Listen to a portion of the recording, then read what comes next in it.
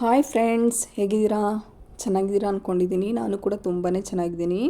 ಇವತ್ತು ಬಂದು ಬುಧವಾರ ಬೆಳಗ್ಗೆ ನಾನು ತಿಂಡಿಗೆ ಅಂತೇಳ್ಬಿಟ್ಟು ವೆಜಿಟೇಬಲ್ಸ್ ಹಾಗೂ ಮತ್ತು ಪೂರಿನ ಮಾಡ್ಕೊತಾ ಇದ್ದೀನಿ. ಸೊ ಇಲ್ಲಿ ಫಸ್ಟ್ಗೆ ನಾನಿಲ್ಲಿ ಸ್ವಲ್ಪ ಬೀನ್ಸು ಮತ್ತು ಒಂದೇ ಒಂದು ಕ್ಯಾರೆಟು, ಸ್ವಲ್ಪ ಕರಿಬೇವು, ಹಾಗೆ ಸ್ವಲ್ಪ ಈರುಳ್ಳಿ ಮತ್ತು ಒಂದೇ ಒಂದು ಟೊಮೊಟೊ, ಹಾಗೆ ಒಂದು ಆಲೂಗಡ್ಡೆನ ಕಟ್ ಮಾಡಿ ಇಟ್ಕೊಂಡಿದ್ದೀನಿ. ಅದಾದಮೇಲೆ ಕಾಯಿನ ಈ ಥರ ಕಟ್ ಮಾಡಿ ಇಟ್ಕೊತಾ ಇದ್ದೀನಿ, ಅಂದರೆ ಮಸಾಲೆಗೆ ಬೇಕಾಗುತ್ತೆ.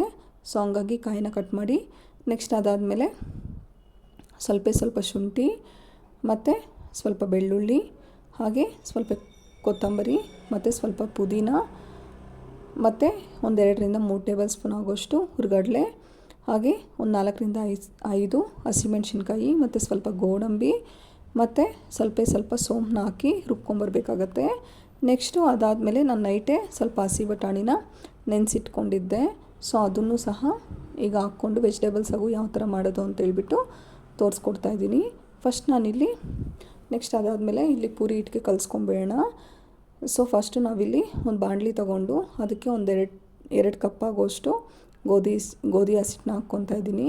ನೀವು ಬೇಕಾದರೆ ಮೈದಾನೂ ಹಾಕ್ಕೋಬೋದು. ನಾನಿಲ್ಲಿ ಗೋಧಿ ಹಸಿಟ್ಟು ಮಾತ್ರ ಹಾಕ್ಕೊತಾ ಇದ್ದೀನಿ.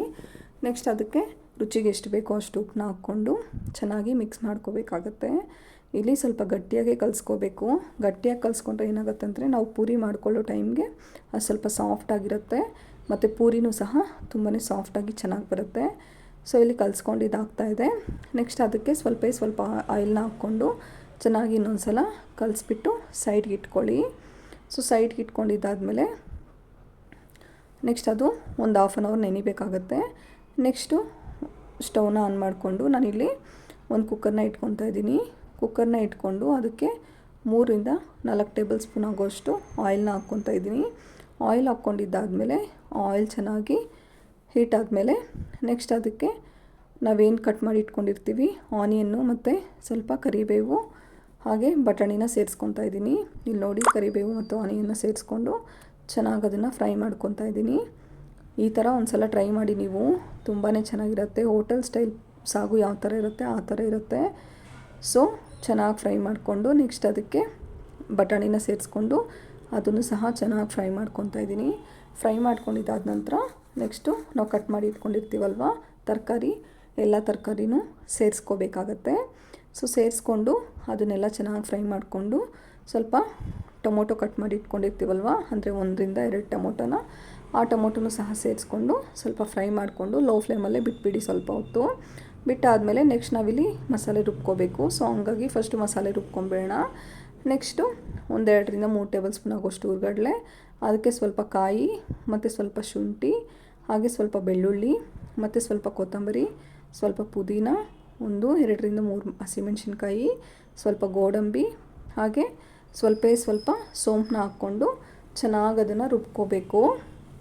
ನುಣ್ಣಗೆ ರುಬ್ಕೊಂಡು ನೆಕ್ಸ್ಟು ನಾವು ಇಟ್ಕೊಂಡಿರ್ತೀವಲ್ವ ಕುಕ್ಕರಲ್ಲಿ, ಅದು ಫ್ರೈ ಆಗ್ತಾ ಇರುತ್ತೆ ಅಲ್ವಾ, ಅದನ್ನು ರುಬ್ಕೊಂಡಿರೋ ಮಸಾಲೆನ ಅದಕ್ಕೆ ಸೇರಿಸ್ಕೊಂಡು ಚೆನ್ನಾಗಿ ಅದನ್ನು ಫ್ರೈ ಮಾಡ್ಕೋಬೇಕು.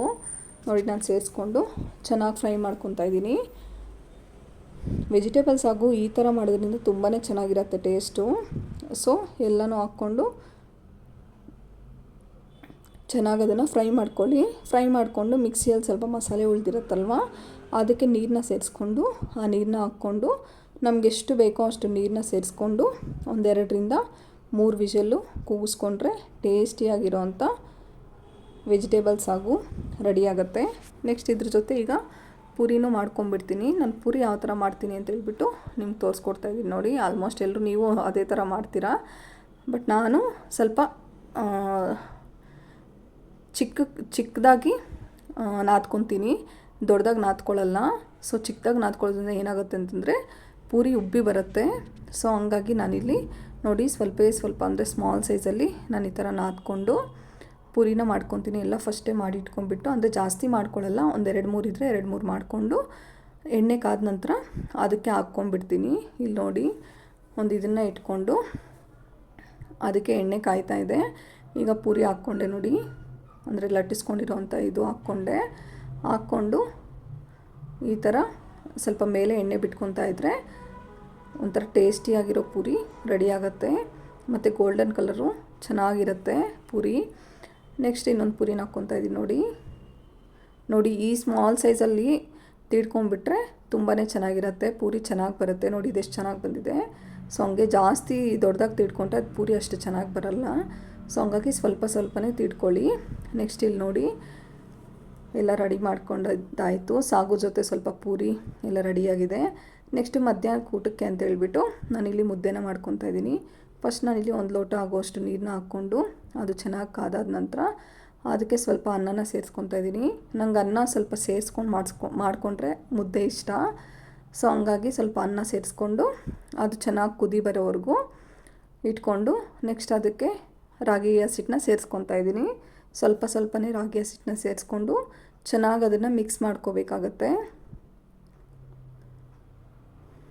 ಸೊ ಈ ಥರ ಹಾಕ್ಕೊಂಡು ಚೆನ್ನಾಗಿ ಅದನ್ನು ಮಿಕ್ಸ್ ಮಾಡ್ಕೊಳ್ಳಿ. ಅಂದರೆ ಉಂಡೆಗಳಿಲ್ಲದೆ ಇರೋ ಥರ ಮಿಕ್ಸ್ ಮಾಡ್ಕೋಬೇಕು. ಆಲ್ಮೋಸ್ಟ್ ಇದ್ದೇ ಇರುತ್ತೆ ಉಂಡೆಗಳು, ಬಟ್ ಆದಷ್ಟು ಟ್ರೈ ಮಾಡಿ ಉಂಡೆ ಇಲ್ಲದೆ ಇರೋ ಥರ ಕಲಿಸ್ಕೊಳ್ಳೋದಕ್ಕೆ. ಸೊ ಈ ಥರ ಕಲಿಸ್ಕೊಂಡು ಸ್ವಲ್ಪನೇ ಅದಕ್ಕೆ ಹಿಟ್ಟನ್ನ ಸೇರಿಸ್ಕೊಂಡು, ಅಂದರೆ ನಮಗೆ ಯಾವ ಕ್ವಾಂಟಿಟಿಗೆ ಬೇಕೋ ಅಷ್ಟು ಹಿಟ್ಟನ್ನ ಸೇರಿಸ್ಕೊಂಡು ಚೆನ್ನಾಗಿ ಅದನ್ನು ಮಿಕ್ಸ್ ಮಾಡ್ಕೊತಾ ಇರಬೇಕು. ಮಿಕ್ಸ್ ಮಾಡ್ಕೊತಾ ಇದ್ದರೆ ಆಗ ಅದು ಗಡ್ಡೆಗಳಿರುತ್ತೆ ಅಲ್ವ, ಅದೆಲ್ಲ ಕರಗ್ತಾ ಇರುತ್ತೆ. ಸೊ ನಮಗಂತೂ ಮುದ್ದೆ ಅಂದರೆ ತುಂಬಾ ಇಷ್ಟ. ಬಿಸಿ ಬಿಸಿ ಮುದ್ದೆ ಮತ್ತು ಸಾಂಬಾರು ಜೊತೆ ಎಷ್ಟು ಚೆನ್ನಾಗಿರುತ್ತೋ ತಿನ್ನೋದಕ್ಕೆ. ಸೊ ಮುದ್ದೆ ಅಂತೂ ನನ್ನ ಫೇವ್ರೆಟ್ಟು. ಸೊ ಈ ಥರ ಸ್ವಲ್ಪನೇ ಹಿಟ್ಟನ್ನ ಹಾಕ್ಕೊಂಡು ಕಲಿಸ್ಕೋಬೇಕು. ಕಲಿಸ್ಕೊಂಡಿದ್ದಾದಮೇಲೆ ನೆಕ್ಸ್ಟು ಅದಕ್ಕೆ ಒಂದು ಮುಚ್ಚಳನ ಮುಚ್ಚಿಬಿಟ್ಟು ಒಂದು 5ರಿಂದ 10 ನಿಮಿಷ ಬಿಟ್ಕೋಬೇಕಾಗತ್ತೆ. ಅದನ್ನು ಅಂದರೆ ಬೇಯಿಸ್ಕೋಬೇಕು. ಅದು ಚೆನ್ನಾಗಿ ಎಲ್ಲ ತಳ ಎಲ್ಲ ಅಂಟಬೇಕು. ಅಂಟ್ರೆ ಆವಾಗ ಮುದ್ದೆ ಚೆನ್ನಾಗಿ ಬರುತ್ತೆ ಅಂತ ಗೊತ್ತಾಗುತ್ತೆ. ಸೊ ಒಂದೊಂದು ಸಲ ಏನಾಗ್ಬಿಡುತ್ತೆ ಅಂದರೆ ಮುದ್ದೆ ಕೈಗೆಲ್ಲ ಮೆತ್ಕೊಂಡ್ಬಿಡುತ್ತೆ, ಅದು ಅಷ್ಟು ಚೆನ್ನಾಗಿರಲ್ಲ. ಮುದ್ದೆ ಕೈಗೆ ಮೆತ್ಕೋಬಾರ್ದು, ಅಂದರೆ ಪಿಸ ಅನ್ನತ್ತಲ್ವ, ಆ ಥರ ಇರಬಾರ್ದು ಮುದ್ದೆ. ಸೊ ಈ ಥರ ಮಾಡಿಕೊಂಡ್ರೆ ತುಂಬಾ ಚೆನ್ನಾಗಿರುತ್ತೆ ತಿನ್ನೋದಕ್ಕೆ. ಸೊ ನಾನು ಬೆಳಿಗ್ಗೆನೇ ಸಾಂಬಾರು ಪ್ರಿಪೇರ್ ಮಾಡಿ ಇಟ್ಕೊಂಡ್ಬಿಟ್ಟಿದ್ದೆ, ಅಂದರೆ ದಂಟ್ಸೊಪ್ಪು ಸ್ವಲ್ಪ ಇತ್ತು. ಸೊ ಅದಕ್ಕೆ ನಾನಿಲ್ಲಿ ಮಸ್ಸೊಪ್ಪು ಸಾರನ್ನ ಮಾಡ್ಕೊಂಬಿಟ್ಟಿದ್ದೆ. ಸೊ ಹಂಗಾಗಿ ನಾನು ಮಧ್ಯಾಹ್ನ ಮುದ್ದೆ ಮಾಡಿಕೊಂಡ್ರೆ ಸರಿ ಹೋಗುತ್ತೆ ಅಂತ ಹೇಳ್ಬಿಟ್ಟು ಮುದ್ದೆ ಮಾಡ್ಕೊತಾ ಇದ್ದೀನಿ. ನೋಡಿ ಈಗ ಪ್ಲೇಟ್ ಮುಚ್ಚಿಬಿಟ್ಟು ಒಂದು 5ರಿಂದ 10 ನಿಮಿಷ ಬಿಟ್ಟಿದ್ದೀನಿ. ನೆಕ್ಸ್ಟ್ ಇನ್ನೊಂದು ಸಲ ಕಲಿಸ್ಕೊತಾ ಇದ್ದೀನಿ ನಾನೀಗ. ನೆಕ್ಸ್ಟ್ ಅದನ್ನು ಕಲಿಸ್ಕೊಂಡು ಚೆನ್ನಾಗಿ ಇನ್ನೊಂದು ಸಲ ಒಂದು 5ರಿಂದ 10 ನಿಮಿಷ ಬೇಯಿಸ್ಕೋಬೇಕಾಗತ್ತೆ. ಮುದ್ದೆನ ಎಷ್ಟು ಬೇಯಿಸಿದ್ರೆ ಅಷ್ಟು ಚೆನ್ನಾಗಿರುತ್ತೆ, ಗಮ್ ಅಂತ ಬರಬೇಕು ಆ ಸ್ಮೆಲ್ಲು. ಸೊ ಹಂಗೆ ಆಗಿನ ಕಾಲದಲ್ಲೆಲ್ಲ ಮುದ್ದೆ ಮಾಡ್ತಾಯಿದ್ರೆ ಎಲ್ಲೋ ಇದ್ರೆ ಅಲ್ಲಿಗೆ ಸ್ಮೆಲ್ ಬರ್ತಾಯಿತ್ತಂತೆ, ಅಷ್ಟು ಚೆನ್ನಾಗಿರ್ತಾಯಿತ್ತಂತೆ ಆ ಸ್ಮೆಲ್ಲು. ಸೊ ಇವಾಗೆಲ್ಲ ಗ್ಯಾಸ್ ಮೇಲೆ ಮಾಡೋದ್ರಿಂದ ಅಷ್ಟು ಬಿಸಿ ಇರಲ್ಲ, ಹಾಗೆ ಅಷ್ಟು ಹೊತ್ತು ಇದೂ ಇರಲ್ಲ. ಸೊ ಹಂಗಾಗಿ ಈ ಥರ ಮಾಡ್ಕೊಂಡಿದ್ದಾದಮೇಲೆ ನೆಕ್ಸ್ಟ್ ಈಗ ಅದನ್ನು ತೊಳ್ಸ್ಕೊತಾ ಇದ್ದೀನಿ. ಸೊ ಈ ಥರ ಬಾರ್ಲು ಹಾಕ್ಕೊಂಬಿಟ್ಟು ನೀಟಾಗಿ ಅದನ್ನು ನಾವು ಸೇಮ್ ಮುದ್ದೆ ಮಾಡ್ಕೊತೀವಲ್ವ, ಅದನ್ನು ಅದೇ ಥರ ಮಾಡಿಕೊಂಡ್ರೆ ಬಿಸಿ ಬಿಸಿಯಾಗಿರೋ ಮಧ್ಯಾಹ್ನದ ಊಟಕ್ಕೆ ಮುದ್ದೆ ಮತ್ತು ಸೊಪ್ಪಿನ ಸಾರು ರೆಡಿ ಆಗುತ್ತೆ. ತುಂಬಾ ಚೆನ್ನಾಗಿತ್ತು. ಅದು ಬಿಸಿ ಬಿಸಿ ಮುದ್ದೆ ತಿಂತಾಯಿದ್ರೆ ಇನ್ನೇನು ಬೇಡ ಅನಿಸುತ್ತೆ, ಅಷ್ಟು ಚೆನ್ನಾಗಿರುತ್ತೆ.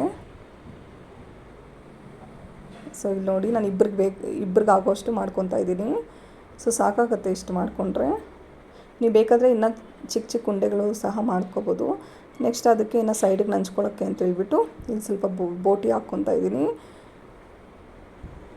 ಸೊ ಅದನ್ನೆಲ್ಲ ಹಾಕ್ಕೊಂಡು ನೆಕ್ಸ್ಟು ಸರ್ವ್ ಮಾಡಿಕೊಂಡ್ರೆ ಬಿಸಿ ಬಿಸಿ ಮುದ್ದೆ ಹಾಗೆ ಸೊಪ್ಪು ಸಾರು ರೆಡಿ ಆಗುತ್ತೆ. Thank you. ಇಷ್ಟ ಆದರೆ ಲೈಕ್ ಮಾಡಿ, ಶೇರ್ ಮಾಡಿ, ಹಾಗೆ ಸಬ್ಸ್ಕ್ರೈಬ್ ಮಾಡ್ಕೊಳ್ಳಿ.